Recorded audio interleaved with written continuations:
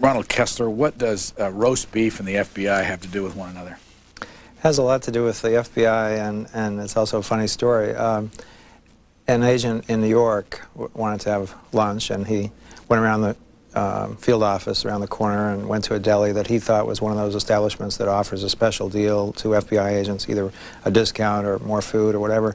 So he went in and he ordered a roast beef sandwich, and the counterman piled on the slices, and then he shoved it over towards him, and the FBI agent looked at it, and it just didn't look like anything special. It wasn't any huge amount of meat at all. So he pulled out his FBI credentials and he said, "FBI, more roast beef." And the counterman just sort of looked at him. He didn't know what he was talking about because it wasn't one of those special establishments. But the story soon spread all around the FBI, all around its field offices and throughout the world because it tells you a lot about the FBI, and agents, you know, just break into peals of laughter when they hear it. And that is that with those credentials, with the official authority of the FBI, you can do what Superman does almost. You know, you can wiretap, you can break into homes, you can even shoot people under certain circumstances, you can get all this damaging information from the files, you can bypass airport security, you can get into movies free, on and on and on. But it has to be done with official authority, with approval by the Bureau, and not to get more roast beef. But, you know, the story continues because when agents are dissatisfied with anything they say, more roast beef, or if they want to tell their supervisors that they showed their credentials, they say, "I roast beefed them." So it's just sort of a great legend, and the truth isn't quite that. I actually found the individual who was responsible for this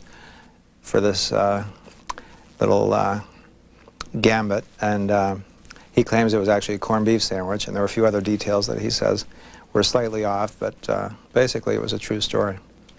After talking to FBI agents, where is their #1 choice to go with the FBI? In terms of future duty? It often just depends on where their hometown is. They they frequently like to end up back home.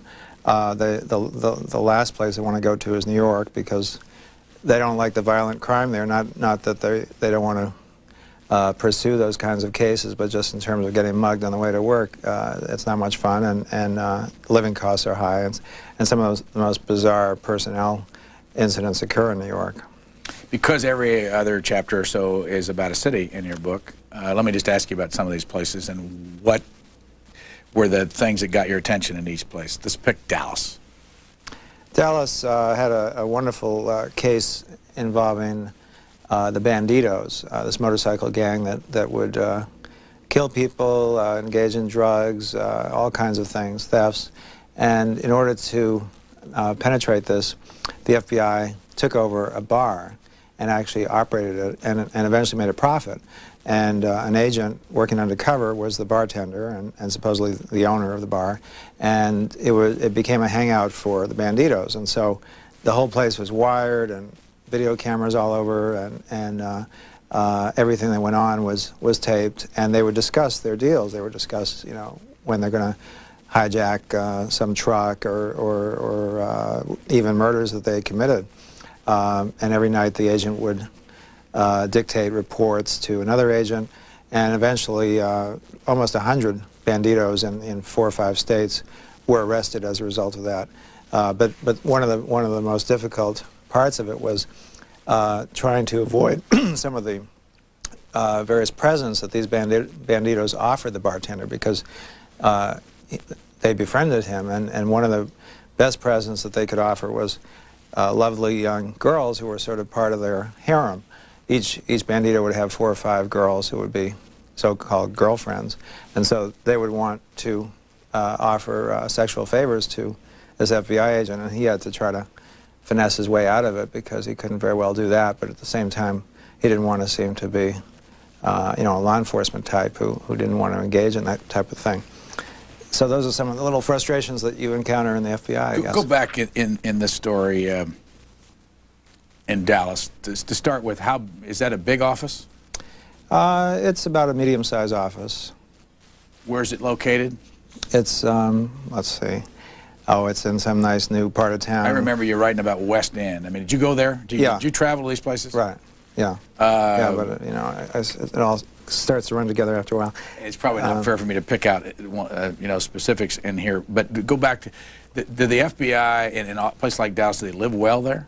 Are the offices nice? Yeah, it's over a nice Mexican restaurant, and it's fairly nice. You know, carpeting and you know, very high security devices, of course. And go back to that story though about the banditos. How do they buy a bar?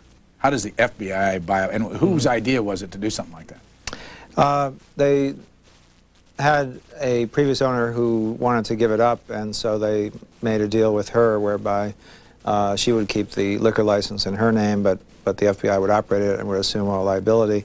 Eventually it just sort of disappeared, I guess, because she didn't want it back. And the idea, you know, typically will originate, you know, either in the field, in a field office, or in this case, I think it was in headquarters where the idea originated. And the agent actually was based in New York, and they purposely brought him in from another city so that he wouldn't be recognized. And what was the purpose? What were they after?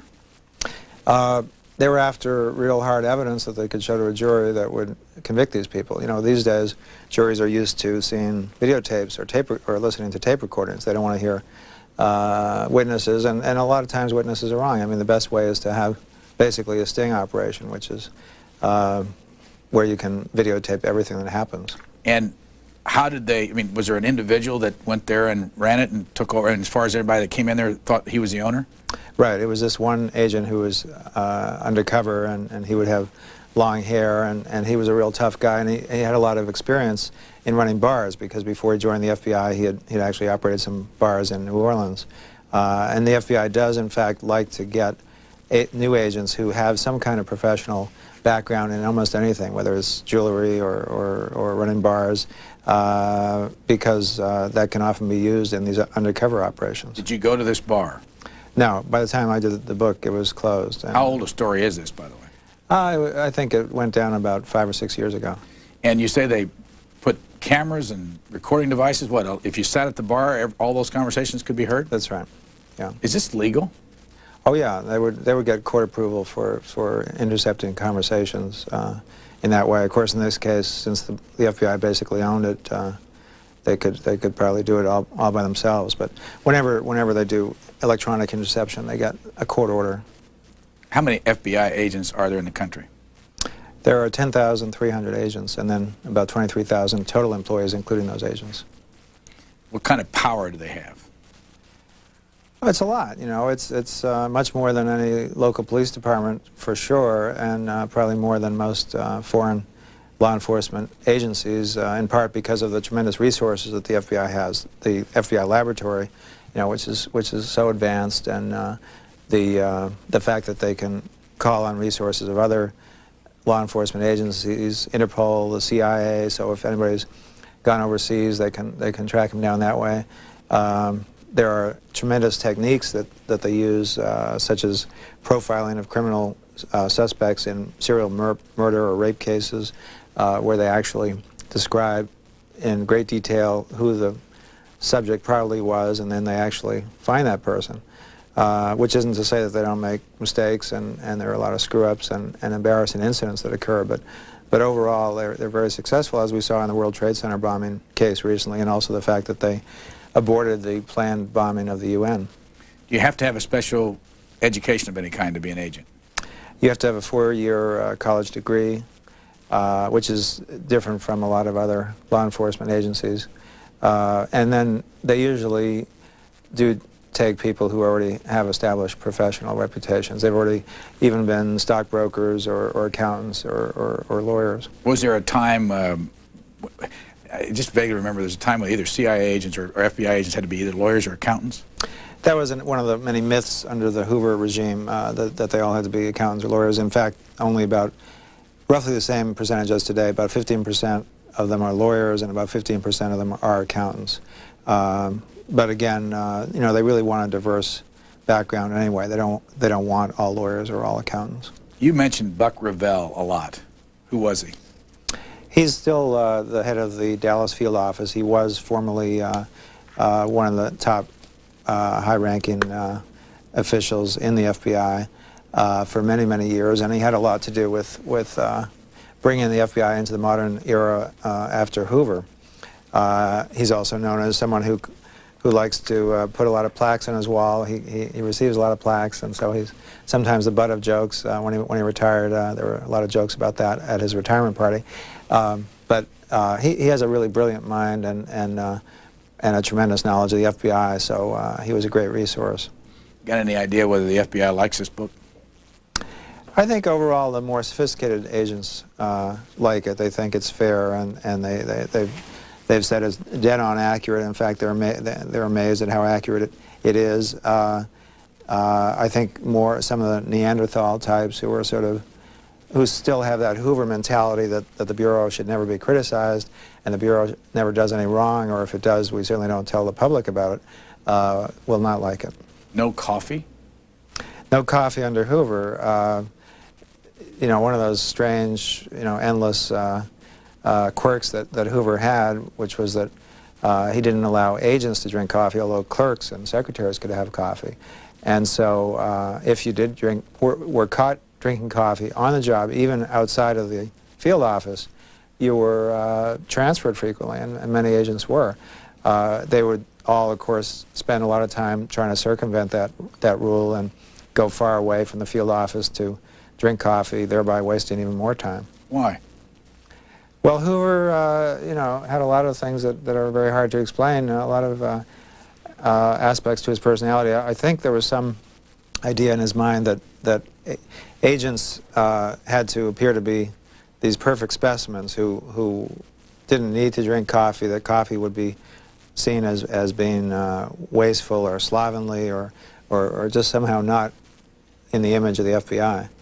And there was so much emphasis under Hoover on this image idea and his particular concept of what an agent should look like. Pear-shaped heads were out, bald heads were out, of course blacks were out, females were out. They had to look like Ephraim Zimbalist Jr. if at all possible.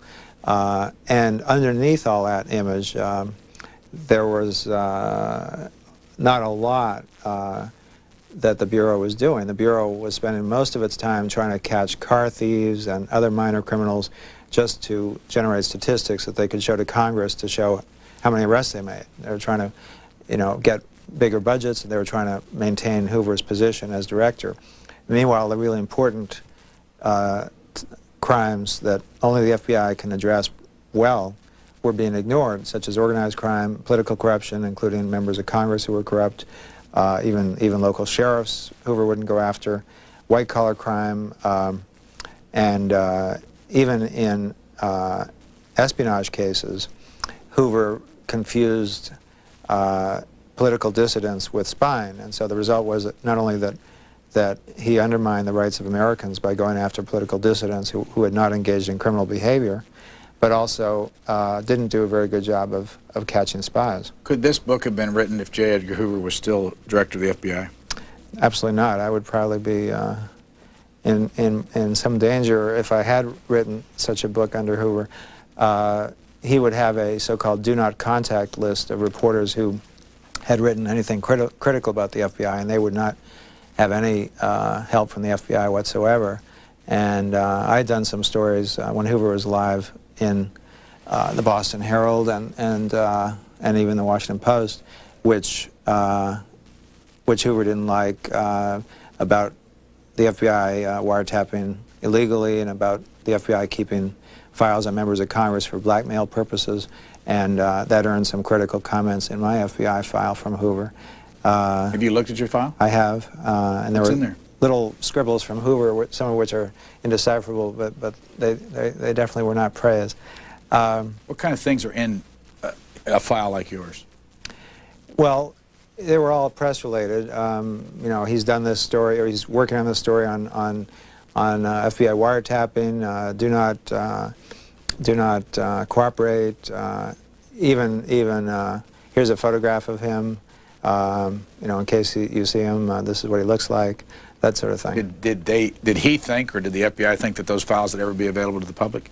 No way. The Freedom of Information Act had not been passed then, and they thought that these files would never be seen by the public.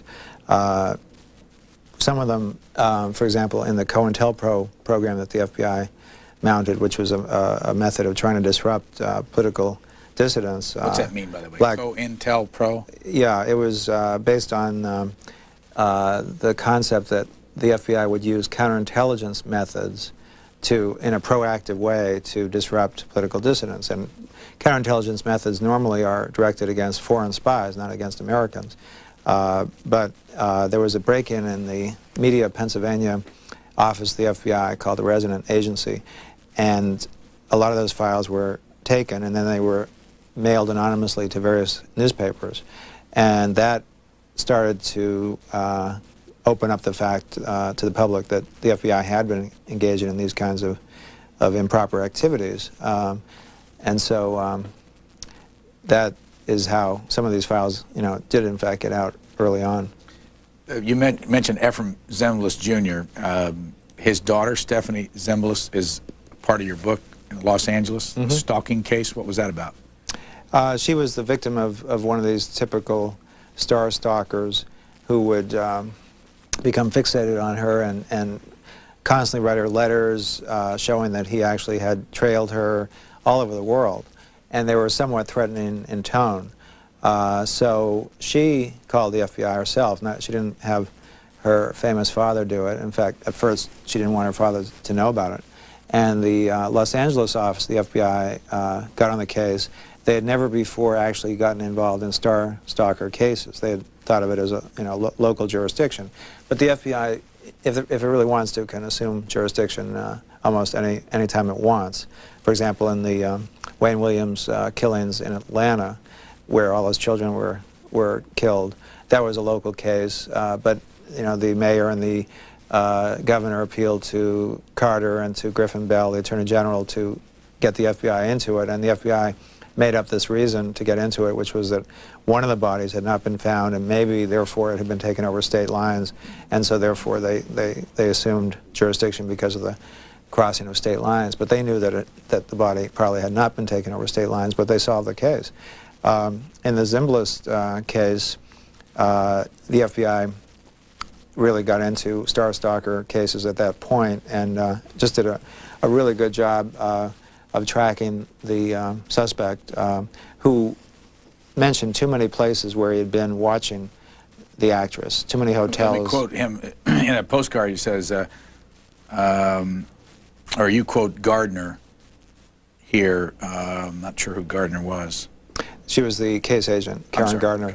I matched her travel schedule from 1987 on, Gardner said. When he said, meaning the stalker, you were in Dallas on June 13th, she was in Dallas on June 13th. Even in pulling the hotel records, when he said you were on the 14th floor, it was very real.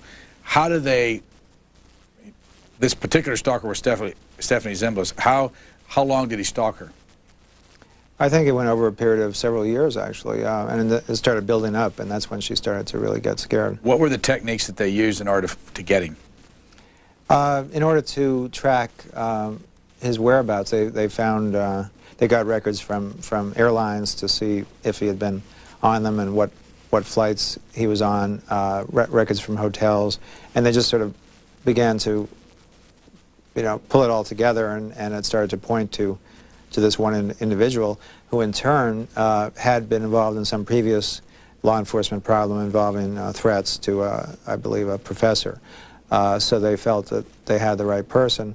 And then they actually were able to track his whereabouts to another location where the actress was, and they followed him. When the FBI follows someone, it's not just one agent following the person.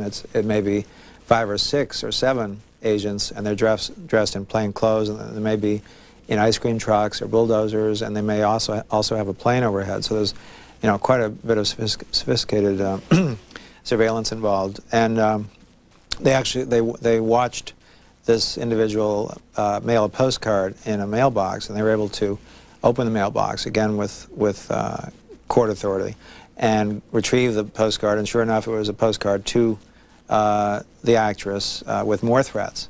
So they really, they really had a lot of evidence, and they finally did arrest him in his hotel. And he actually confessed to some degree. He claimed he wasn't going to kill her or anything like that, although it turned out that he had all kinds of weapons in his home. But he made a confession, and he was sent to jail.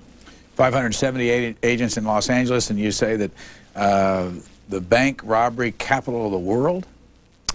Certainly of this country, anyway. It's, no one's quite sure why. It's just a combination of the sort of easy access out there to freeways. People can get away easily. The banks out there tend not to believe in bandit barriers, so-called, which are bulletproof glass partitions between the customer and the teller.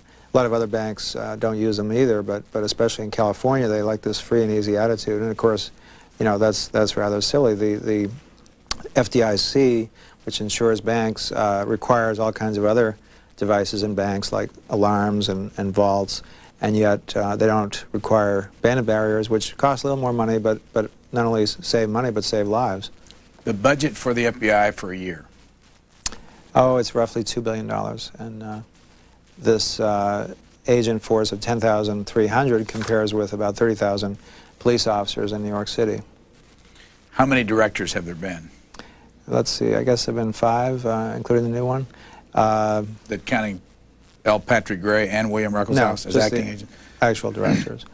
Hoover was director for 48 years, so that took... 48 years. Right. When did the FBI start, and when did he leave? He became director in 1924. Before that, it was an arm of the Justice Department and had various different names. I believe it started in 1908, and then he died in office in 1972. Then what happened? Well, the FBI started to get out of this mold of, on the one hand, going after car thieves, and on the other hand, engaging in illegal practices and keeping files on not only members of Congress for blackmail purposes, but also files on writers and actresses and Ernest Hemingway. It was essentially a thought police, a national thought police, and everyone knew that if they said anything that was contrary to government policy or certainly criticized the FBI, they would end up in the files, and this might leak out, etc. And even if it didn't, the perception was enough to keep many people in fear. But Clarence Kelly, who became director, started this process towards modernizing the FBI. And then William Webster really got it going. He really started the FBI focusing on these complex investigations that are sensitive and take many years, and Abscam was one example, which resulted in convictions of members of Congress. A very controversial investigation which provoked some criticism in Congress, as you can imagine, but a very important one, obviously, because politicians can't be exempt from the laws. And then William Sessions tried to emphasize the administrative side and the personnel side. He tried to modernize the FBI in its record-keeping practices. For example, the FBI would keep all these duplicate records for no reason, and just had done many things the same way they were doing it under Hoover. He did talk a lot about promoting equality within the FBI, but basically he just continued the policy of hiring more minorities and more females that Webster had started. On the back of the book, it says Ronald Kessler, the FBI, inside the world's most powerful law enforcement agency by the award-winning journalist whose investigation brought down FBI Director William S. Sessions. When you see that on the back of the book, what's your reaction? My reaction? I think I had a good editor who came up with that. Do you agree with that language? Well, that's what the Justice Department report by the Office of Professional Responsibility, which was used by Clinton as a basis for firing Sessions, said that the investigation started with a letter that I wrote, and also an anonymous letter, which obviously was related to my letter because it was dated the day after my letter was received by the FBI. Let's go back to the beginning. When did you start this book? Well, in some ways, I started, 30 years ago when I started my career, because I've been doing FBI-related stories and books for a long time, and including Spy versus Spy, which is on the FBI's counterintelligence program and is the most secret part of the FBI. But I started it 2 years ago and did it full-time for a year, and then quite a bit subsequent to that in the second year. Before we get into the specifics of this book, where are you from? I was born in New York and brought up in Belmont, Mass, outside of Boston. The John Birch Society was based there. That was the only interesting thing we had there. And then I went to Clark University. Where? In Worcester, Mass. Left after 2 years because I became very involved in newspaper, and I was editor of my school paper, and then started working part-time and then full-time for the local paper, the Worcester Telegram, and just decided that I could sort of learn more on my own by interviewing people, by reading for stories that I prepare, than being told what to learn. And perhaps the fact that my parents were all academics contributed to this. Where? My father was a cancer researcher at Columbia Medical School and College of Physicians and Surgeons, and my stepfather was a physicist at MIT. My mother is a musician, not in the academic world, but I guess I had my fill of academics at that point. Who or when did you get interested in journalism? I had started on my Sunday school newspaper. In fact, I started the Sunday school newspaper in Belmont, Mass, Bethel Temple Center, and then was an editor of my high school paper, Belmont High School newspaper, and then at the Clark Scarlet, which was the college newspaper. And then I started working for the Worcester Telegram, and then the Boston Herald, the Wall Street Journal, and then the Washington Post. So I've been through the mill as far as newspapers go. Did you, by the way, have any access to the John Birch Society, being based there in? No, I guess I did try to interview them at some point, perhaps for the school paper. I think I did, and some of the students picketed the John Birch Society. I did stories about that, but I guess I knew as a journalist that you don't get involved in political activities at that like that. You stay, you remain as a journalist and just disinterested and just write about what other people do. How many books have you written? This will be my 8th book, The FBI. When was the first one? The first one was, I believe, 1984, which was on the life insurance industry and how it works and how it rips people off. When did you leave the Washington Post? Officially in 1987, but I had been on leave for 3 years before that. Why did you leave? I left because I started writing books and enjoyed it. It was a way of getting more in depth into subjects, and it's fun. In the introduction and in the last part of the book, a lot is spent on William Sessions.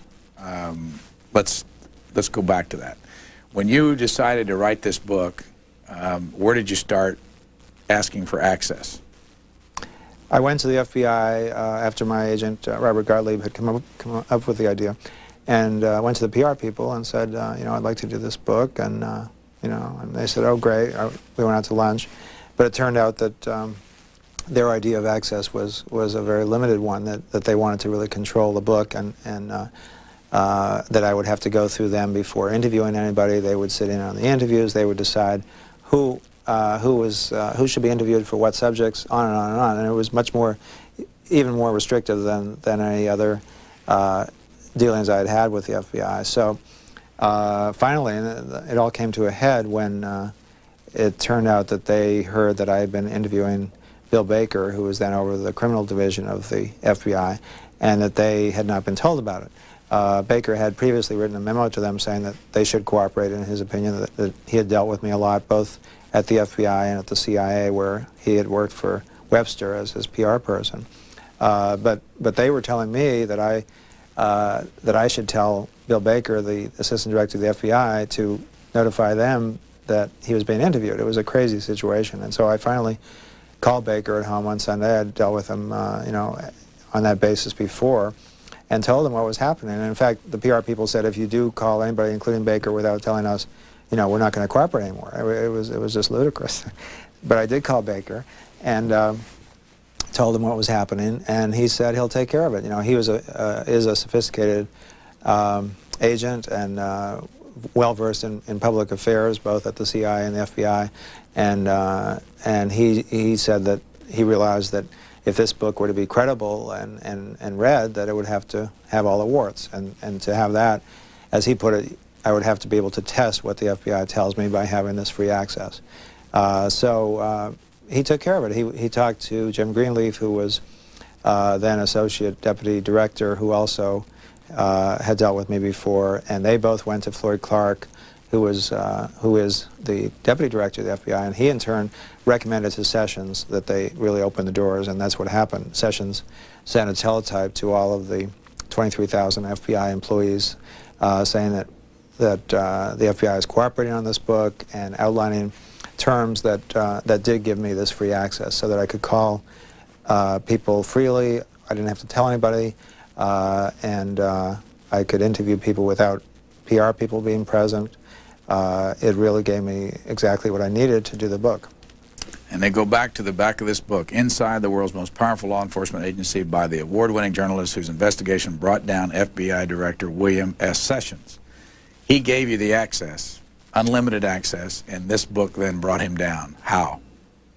In the course of doing the book, about 3 or 4 months after I had started, I got a tip from a long-term source, perhaps we could call him Deep Bureau, who mentioned one aspect of these abuses that were going on, which had to do with the fact that Sessions was trying to award a $100,000 contract for security at his home in Washington to a person in San Antonio who just happened to be the husband of his then long-term administrative assistant, Sarah Munford. And I was able to confirm that with another FBI official, and then I asked Sessions about it in one of my interviews with him. I had about 4 interviews with him, and I went to New York with him on the FBI plane with his wife Alice, and so he responded by saying, "Oh yes, that was Ron McCall, who was this low-level security person over the director's security detail. That was his decision to give the contract to the husband of his assistant." Well, he didn't have to know anything about this to realize that, of course, that was disingenuous, and that just set off all the alarm bells in my head.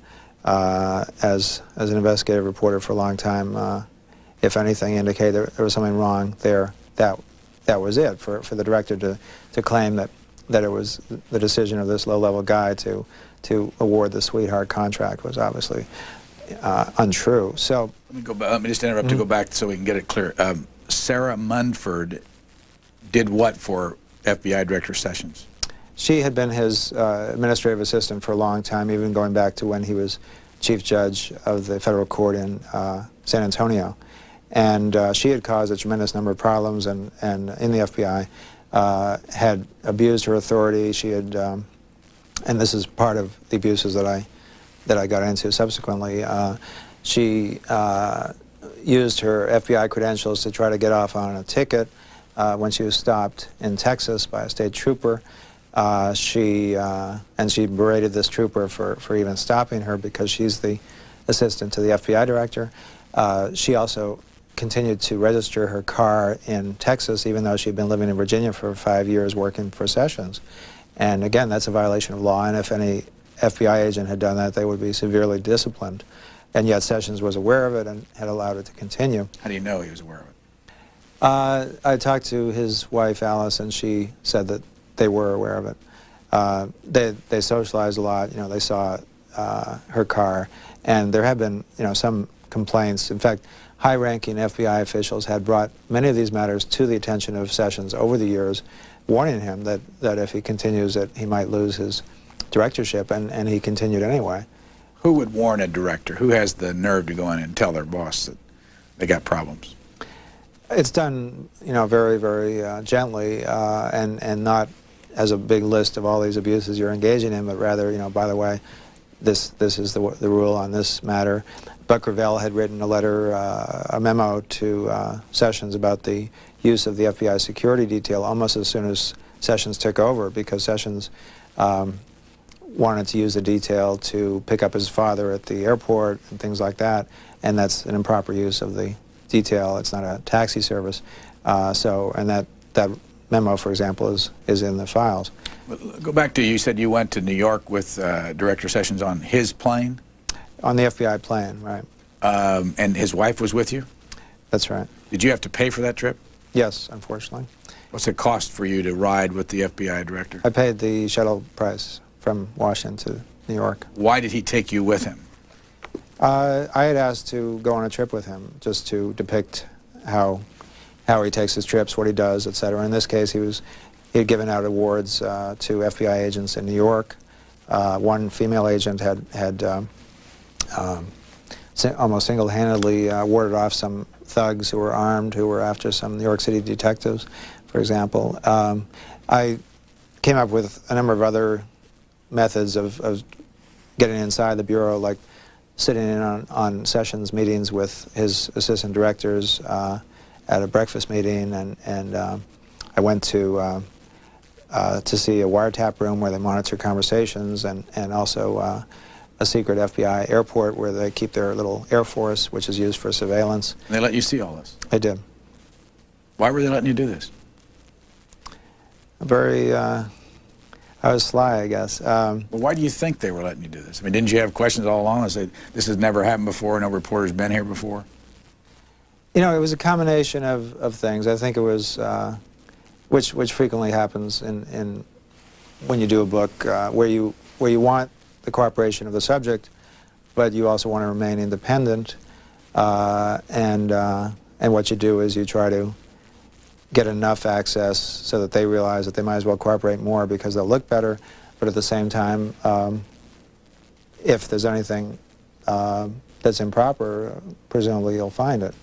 In this case, I don't think that Sessions ever thought that I would ever get into his abuses. You know, even after I wrote a letter to him outlining these abuses, and he knew he was being investigated by the Justice Department over these abuses, he continued to engage in them, which tells me that he was so arrogant about them that he never thought, anything of it. Let me just clear something up. Has he ever been charged yet with any violation of the law?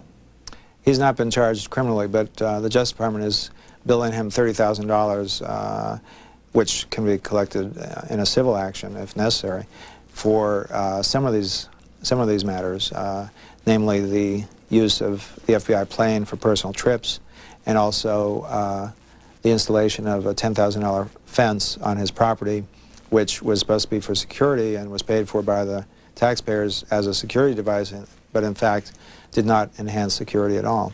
Would it be normal, though, for an FBI director's security fence to be paid for by the government? Yeah, the government would pay for security devices at his home as long as they were reasonable and really would enhance security. The same thing happened with Webster when he was director. So what's the difference between William Webster having a security fence around his place and a $10,000 fence around Mr. Sessions? The difference is the kind of fence. The security people said that the proper kind of fence was one that the White House has and embassies in Washington have, which are steel and have little very small slats so that you can see all the way through them from any angle. Whereas the fence that was installed, even though it has slats and it's wooden, you can't see through from any angle, and therefore someone who might want to kill the director, let's say, could be lurking behind the fence, and the security people couldn't see that person. You've been around this town for a long time. You know that there have been a lot of things go on with public officials that you've written about. Is this so far enough to say that the FBI director ought to be removed from what you've heard? Well, a lot of public officials have been removed for much less. For example, John Sununu was kicked out of the White House for taking some plane trips that were much more minor compared with the plane trips that Sessions took. Sessions every other month would go back to Texas to his home state, and he'd make up some excuse, like he's going to talk to a Rotary Club, and then he'd go to San Francisco to see his daughter. He'd go to Atlantic City to see a ballet, and all this was at taxpayer expense. $1,000 an hour is what the cost of the FBI plane is. But that was only part of the abuses. I mentioned the Sarah Munford abuses that he condoned. He also gave an FBI building pass to his wife, Alice, when you have to have a top secret security clearance to have that pass by federal regulation. So members of Congress and White House aides and journalists who come to the FBI building have to all be signed in and escorted up, but only his wife, Alice, was allowed to just walk in at will with this pass. If FBI agents forget their pass, you know, they're disciplined, there's a letter in their file, etc., and yet she was able to have this privilege just because she was the director's wife. There was also a sweetheart mortgage on his home that came out later. Because he was FBI director, he was given a special deal on the interest rate and the points by Riggs National Bank because Sessions had talked to the chairman of the board of Riggs. Joseph Albrecht. Right. How do you know this? This was detailed in the OPR report, the Office of Professional Responsibility, and at first Sessions wouldn't even provide the mortgage documents for the investigators, you know, which is sort of the tack taken by people who are being investigated by the FBI. And then when it all came out and the report came out, Sessions claimed that he had never been given a chance to give his side, which was untrue. He had spent 4 days being interviewed by the OPR people, and also I've seen the response that he's given to the OPR report, which is a very detailed line-by-line rebuttal, which is totally ineffective. But he, you know, when he said that he had never had a chance to actually respond, that was another disingenuous response. What was your relationship with him and Mrs. Sessions from the beginning? What happened to that relationship? When I first went into it, I had this image that most people had, I think, of this former federal judge who probably was something like William Webster, the other director who had been a judge before him. And then when I met him, you know, he seemed extremely affable, you know, very, very nice kind of person. And as I got into these abuses, you know, of course I was very puzzled and tried to figure it out in my mind. How could this person who's so affable and seemed so caring and stood for equality also be so blind to the fact that he was engaging in wrongdoing? And what I started to learn was that he was also rather arrogant. He would, for example, when being briefed by FBI agents about very sensitive investigations, he would just start singing the Brill Cream commercial, for example. That's just one, you know, quirky example. And then when he was introduced to a Chinese diplomat, he said there was no need for an interpreter. He speaks Chinese, and then he started saying chop suey, chow mein.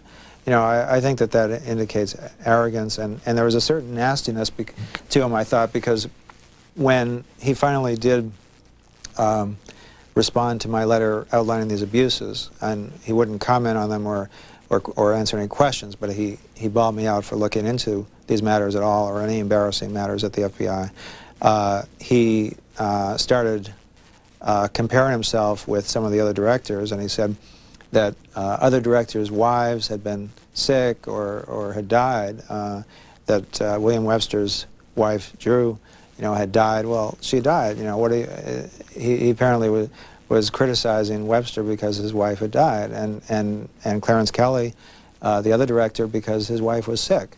You know, in fact, Webster's wife, Drew, was dearly loved by the FBI and respected by the FBI, and had been was alive for the first 6 years of Webster's term, and so I think there was a nastiness to his outlook, which was compounded by his wife Alice, who had this very paranoid view of almost anything. You know, people were out to get her. In fact, she told me that the FBI was bugging her, and the FBI could do nothing right. Why would she feel that way? I think it has to do with her mindset, that's the kind of personality she is. She would imagine all kinds of things. For example, she kept saying, and Sessions kept apparently ratifying, that Ron McCall, this low-level security agent, had been found by her in their bedroom and without their permission, you know, and that was just a total fabrication. It never happened. The FBI internal investigators looked into that, and they found that there was a previous incident involving his predecessor, who had gone to the house with Sessions' permission to change the code on the two-way radio in his bedroom. And she came home and saw him, and he said, you know, the Sessions had said it's okay, and that was it. But she made it into this great conspiracy involving Ron McCall, who had never done anything wrong except to question some of the abuses that she tried to get the FBI to engage in. One of the things that's difficult is that Mr. Sessions isn't here to defend himself, and neither is she. Did you try at any point to get them to talk to you about these abuses? These alleged abuses? They still have not been charged as far as I know? Well, you know, it's not a criminal matter. I mean, there's a range of wrongdoing and abuse that can occur without it being a criminal case. And in this case, the Office of Professional Responsibility of the Justice Department wrote a report which confirmed these matters and found that they were even more serious than I thought. When the president fired him, he and Janet Reno said that they had found that based on this report that he had a serious problem with judgment, and that therefore he was being dismissed. Has he ever told his side of the story? Oh yeah, he's been on TV, you know, on radio, and been interviewed constantly. In fact, does he answer the specific charges?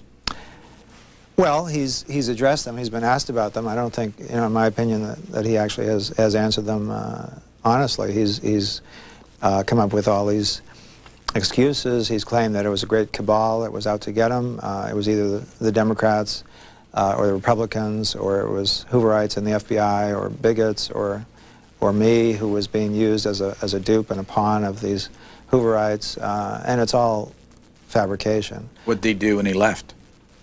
When he left? I mean, what's he doing now? I don't know. You know, I think he's looking for a job, basically. Normally, by the way, how old a man is he? Perhaps, I'll probably be wrong on this. I think he might be around 60, roughly. Here's what the book looks like, and I want to show, once we see the cover on the screen, I want to open it up so you can see inside this picture. Normally, authors tell you that it takes 9 months to get a book printed after you've finished it, and here you've already got a picture of the new FBI director who just recently took the oath. How'd you get it in here so fast?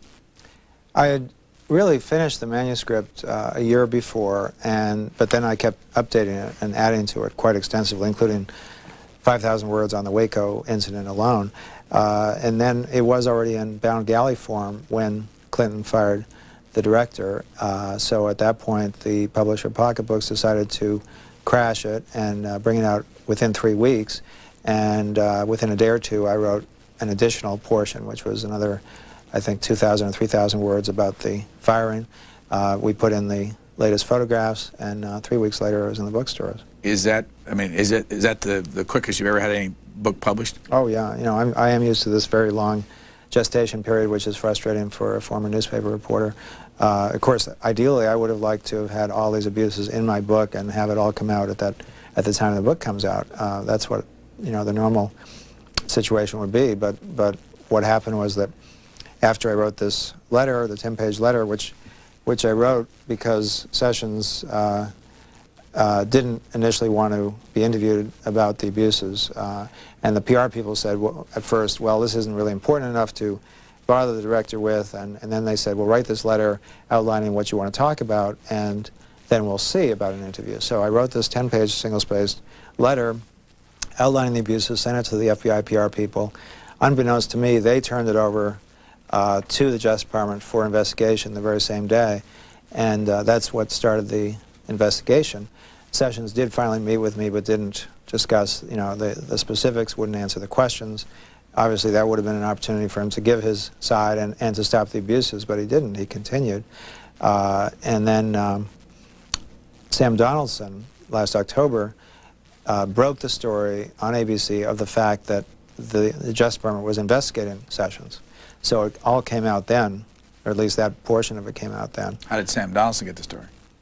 Well, you know, I say in the book that he definitely did talk to Alice Sessions before he did his story, so she clearly was at least a source. I don't know where he originally heard about it, but Sessions made a point of saying that the fact that this had leaked was more evidence that it was a great cabal by the Attorney General than William Barr to get him, but in fact Alice Sessions contributed to it. You know, there's a lot more in this book besides William Sessions, and we spent a lot of time on it. And in the time remaining, I wanted to ask you some quick questions. You titled the Washington office chapter Watergate, Deep Throat. What's the point? That one of the major investigations that the Washington office undertook was the Watergate investigation. That it was, of course, the FBI that did the investigation of Watergate that resulted in the convictions. Woodward and Bernstein did a fantastic investigative job, both getting leaks out of that investigation and doing their own job, but it was actually the FBI that did the main investigation. You say at one point that two names have been surfaced as who Deep Throat is, and published. One of them was Hugh Sloan, and I can't remember the other one. Maybe you can. Was that Fielding was another one. Well, that's not the name you had in here. But the point I wanted to ask you about is that I'm looking for it. Did you feel that when that was published, those names were published, that it got widespread publicity, or did you just pick it up on a story that didn't get much mention about who Deep Throat is? There have been a number of names, floated, and the other one, I'm sorry, is Judy Hoback, a bookkeeper for the Committee for the Re-election of the President. And you referenced an AP story in 1992. Yeah, the point of that was simply that as Woodward and Bernstein wrote in their book, All the President's Men, they had a number of sources. Deep Throat was one of them, but everyone became fixated on that because of the name, and that there are other sources who've since come forward and been identified. Hugh Sloan was one of them, and nobody cared because they didn't have a great name. Deep Throat was very important, but there were other important sources as well. You dedicate the book for Pam, Greg, and Rachel Kessler. Who are they? My wife Pam, and my daughter Rachel, and my son Greg. How old are they? Not your wife necessarily, but how old are the kids? My son is 26, he's an artist in New York, and my daughter Rachel is 24, and she's at the Wall Street Journal Washington Bureau. Doing what? She's a news assistant and writing stories on the side as well, and hoping to be a reporter. Does your wife work? She is an author also. She's a former Washington Post reporter, now writing books. She wrote a book about the spy sites of Washington, and she's writing a novel now. And pocketbooks, who are they? That's part of Simon & Schuster. They like to be identified as just pocketbooks, not Simon & Schuster, because they're almost in competition with each other. But my editor there is Paul McCarthy, who really had a lot to do with getting this book out and making it what it is. In the back, you have 504 notes.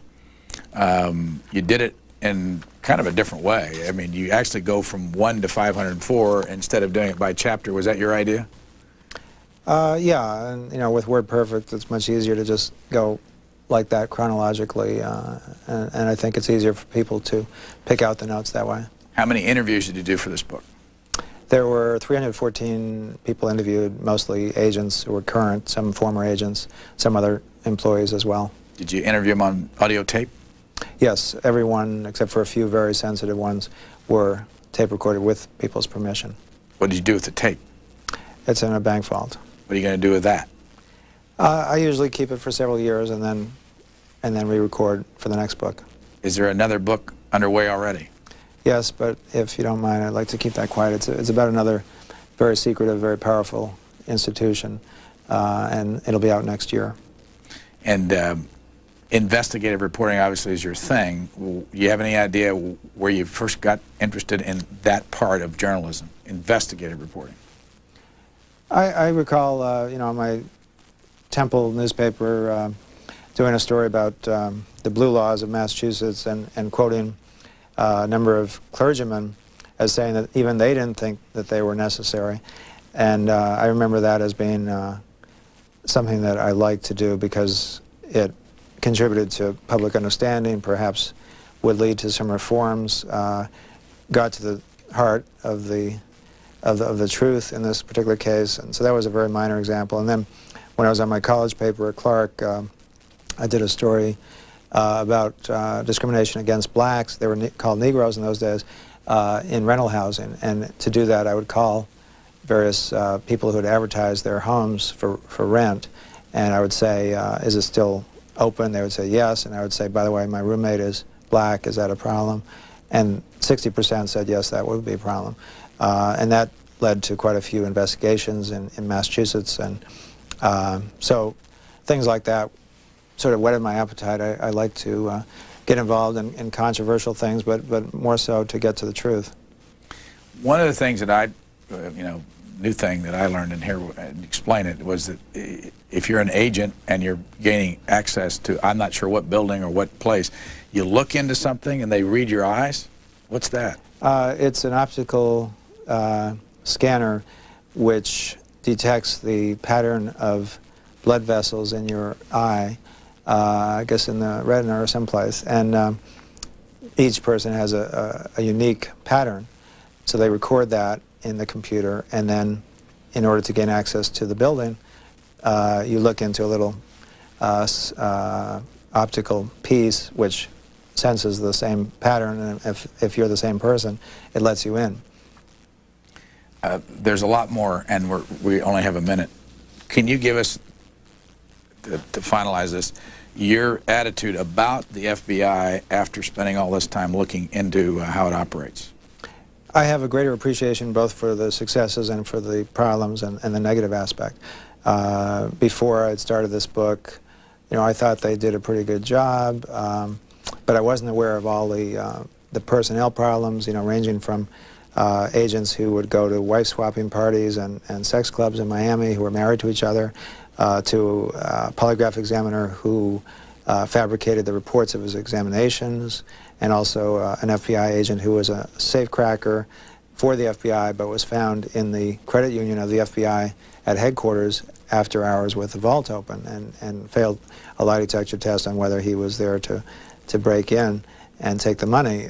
Those are things that I certainly was not aware of. But I also have a greater appreciation for the successes and the amazing techniques that the FBI has.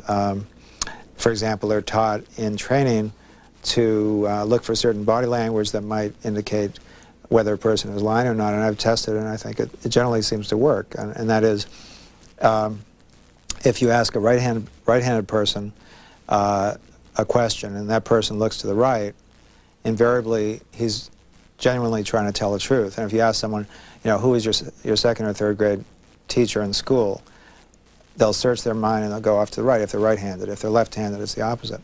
But if they're right-handed and they look to the left, then they are lying. That part is harder to test because you don't know if a person is lying or not. But the other part I've tested. The rest you're going to have to find in the book itself. Ron Kessler is the author, and the book looks like this. It's called The FBI. Thank you very much for joining us. Thanks, Brian. Ronald Kessler, what does roast beef and the FBI have to do with one another?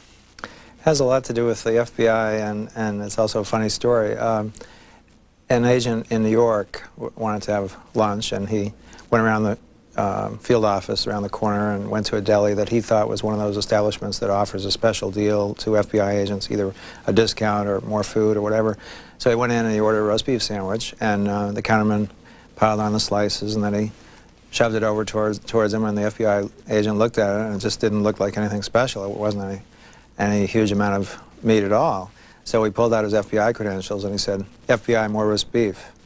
And the counterman just sort of looked at him. He didn't know what he was talking about because it wasn't one of those special establishments. But the story soon spread all around the FBI, all around its field offices and throughout the world because it tells you a lot about the FBI, and agents, just break into peals of laughter when they hear it.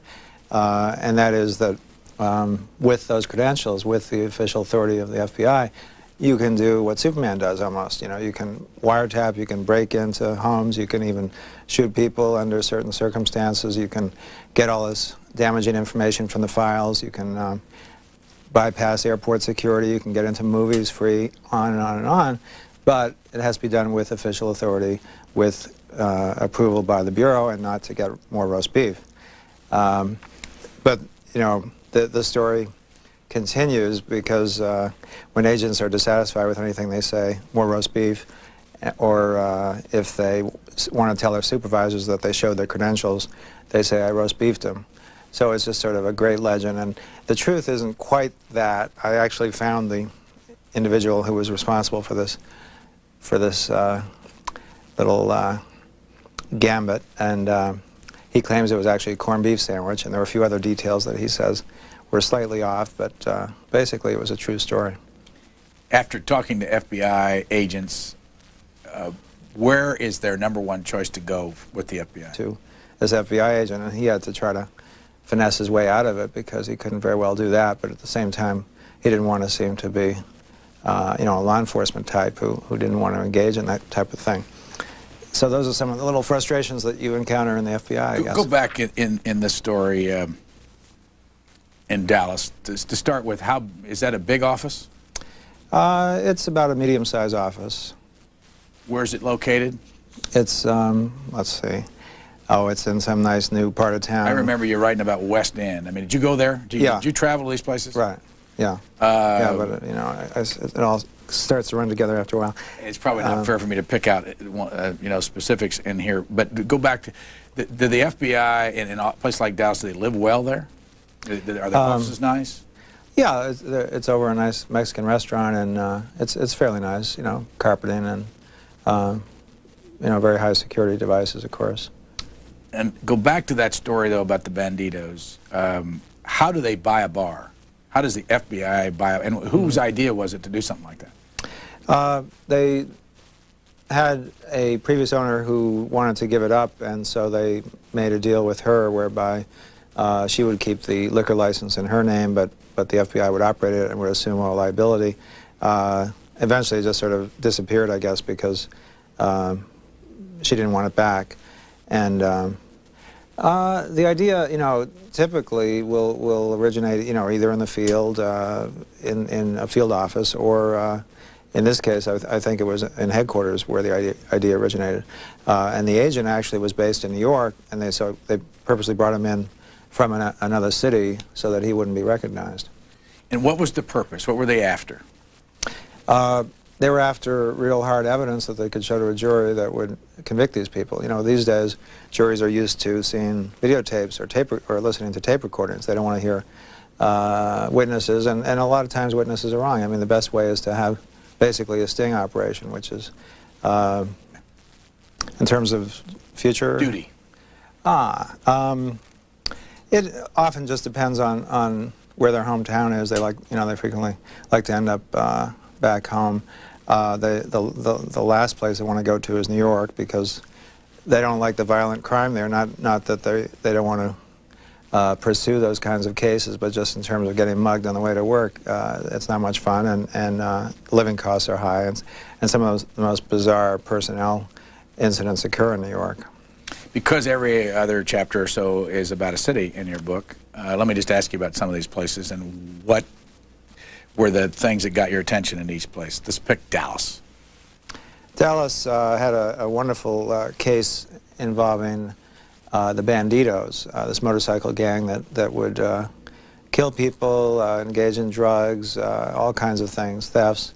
And in order to penetrate this, the FBI took over a bar and actually operated it and eventually made a profit. And an agent working undercover was the bartender and supposedly the owner of the bar. And it became a hangout for the Banditos. And so the whole place was wired and video cameras all over, and everything that went on was taped. And they would discuss their deals. They would discuss, you know, when they're going to hijack some truck or even murders that they committed. And every night the agent would dictate reports to another agent, and eventually almost 100 banditos in 4 or 5 states were arrested as a result of that. But one of the most difficult parts of it was trying to avoid some of the various presents that these banditos offered the bartender, because they befriended him, and one of the best presents that they could offer was lovely young girls who were sort of part of their harem. Each bandito would have 4 or 5 girls who would be so-called girlfriends, and so they would want to offer sexual favors to a lot of screw-ups and embarrassing incidents that occur. But overall, they're very successful, as we saw in the World Trade Center bombing case recently, and also the fact that they aborted the planned bombing of the UN. Do you have to have a special education of any kind to be an agent? You have to have a 4-year college degree, which is different from a lot of other law enforcement agencies. And then they usually do take people who already have established professional reputations. They've already even been stockbrokers or accountants or lawyers. Was there a time, I just vaguely remember there's a time when either CIA agents or FBI agents had to be either lawyers or accountants? That was one of the many myths under the Hoover regime, that they all had to be accountants or lawyers. In fact, only about roughly the same percentage as today. About 15% of them are lawyers and about 15% of them are accountants. But again, you know, they really want a diverse background anyway. They don't want all lawyers or all accountants. You mentioned Buck Revell a lot. Who was he? He's still the head of the Dallas field office. He was formerly one of the top high-ranking officials in the FBI for many, many years, and he had a lot to do with bringing the FBI into the modern era after Hoover. He's also known as someone who likes to put a lot of plaques on his wall. He receives a lot of plaques, and so he's sometimes the butt of jokes. When he retired, there were a lot of jokes about that at his retirement party. But he has a really brilliant mind and a tremendous knowledge of the FBI, so he was a great resource. Got any idea whether the FBI likes this book? I think overall the more sophisticated agents like it. They think it's fair, and they've said it's dead-on accurate. In fact, they're amazed at how accurate it is. I think some of the Neanderthal types who still have that Hoover mentality that the Bureau should never be criticized, and the Bureau never does any wrong, or if it does, we certainly don't tell the public about it, will not like it, where you can videotape everything that happens. And how did they, I mean, was there an individual that went there and ran it and took over, and as far as everybody that came in there thought he was the owner? Right, it was this one agent who was undercover, and he would have long hair, and he was a real tough guy, and he had a lot of experience in running bars, because before he joined the FBI, he'd actually operated some bars in New Orleans. And the FBI does, in fact, like to get new agents who have some kind of professional background in almost anything, whether it's jewelry or running bars, because that can often be used in these undercover operations. Did you go to this bar? No, by the time I did the book, it was closed. How old a story is this, by the way? I think it went down about 5 or 6 years ago. And you say they put cameras and recording devices? What, if you sat at the bar, all those conversations could be heard? That's right, yeah. Is this legal? Oh yeah, they would get court approval for intercepting conversations in that way. Of course, in this case, since the FBI basically owned it, they could probably do it all by themselves. But whenever they do electronic interception, they get a court order. How many FBI agents are there in the country? There are 10,300 agents, and then about 23,000 total employees, including those agents. What kind of power do they have? Oh, it's a lot. You know, it's much more than any local police department for sure, and probably more than most foreign law enforcement agencies, in part because of the tremendous resources that the FBI has. The FBI laboratory, you know, which is so advanced, and the fact that they can call on resources of other law enforcement agencies, Interpol, the CIA. So if anybody's gone overseas, they can track them down that way.